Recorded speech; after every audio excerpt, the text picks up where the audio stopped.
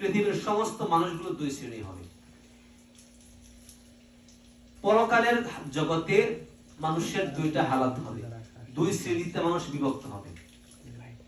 যেমন আমরা দুনিয়াতে আল্লাহ তাআলা আমাদেরকে সুযোগ দিয়েছেন কি, আমরা এখানে এক একজন এক এক চরিত্র, এক এক আখলাকের, এক এক মেজাজের। যেমন আমরা যখন কোন কনফারেন্সে যাই বা আপনারা যখন কোন ফ্যাক্টরিতে কাজ করেন, তখন এখানে বিভিন্ন ধর্মের লোক থাকে না? জি। কারো আমলনামা কি প্রকাশ করা হয়? আমরা এখানে যারা বসে আছি আমাদের সকলের আমল কি একরকম? না, একরকম না। এক একজনের আমল এক এক রকম। কিন্তু এইগুলো আল্লাহ তাআলা গোপন রেখেছেন, এগুলো আল্লাহ পৃথিবীতে প্রকাশ করবেন না। যদি এগুলো প্রকাশ করে দেন তাহলে ছেলে বাবার সামনে দাঁড়াইতে পারবে না, মার সামনে মেয়ে দাঁড়াইতে পারবে না, স্ত্রীর সামনে স্বামী দাঁড়াইতে পারবে না, স্বামীর সামনে স্ত্রী দাঁড়াইতে পারবে না। গুনাহগুলো স্ক্রিনে ভেসে উঠবে, সে এই গুনাহ করছে। এই জন্য আল্লাহ তাআলা সর্বশ্রেণীর মানুষের আমল তার নতিজা আল্লাহ তাআলা গোপন রেখেছেন। এই জন্য আর এগুলো আল্লাহ তাআলা পরকালে সব প্রকাশ করে দিবেন এবং মানুষদেরকে দুই শ্রেণী করে, দুই ভাগ করে দিবেন।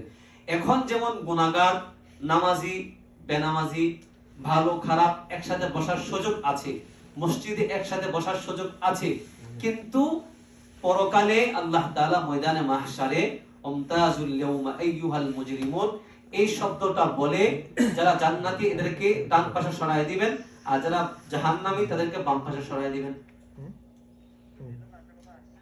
তখন আল্লাহ তাআলা প্রশ্ন করবে, বান্দা আমি তো তোমাকে লম্বা সময় দিয়েছিলাম, তুমি তো অনেক সময় ছিলা। তখন আল্লাহ বলবে, ক্বালা কাম লাবিস্তু, তুমি কয়দিন, তুমি কত সময় দুনিয়াতে ছিলা? ক্বালা লাবিস্তু ইয়াওমান আও বা'দা ইয়াওম। তখন প্রত্যেকটা মানুষ সে উত্তর দিবে, আল্লাহ আমি একদিন বা অর্ধবেলা আমি দুনিয়াতে ছিলাম। তাহলে আমার এই হায়াতের, আমার এই কথাগুলো বলার উদ্দেশ্য হচ্ছে, আমি সংক্ষিপ্ত সবাই আপনাদেরকে একটু বোঝানোর জন্য বলতেছি। আমার এই কথাটা বলার উদ্দেশ্য এটা, আমাদেরকে আল্লাহ তাআলা নির্দিষ্ট একটা সময় দিয়েছেন। আমাদের এই সময়টা কতটুকু? জান্নাতের সময় যদি আমার সামনে তুলে ধরা হয়, জান্নাতের হায়াত যদি আমার সামনে পেশ করা হয়, আর এই দুনিয়ার হায়াতটাকে বলা হয়েছে অর্ধবেলা বা এক বেলা। কি বলেন?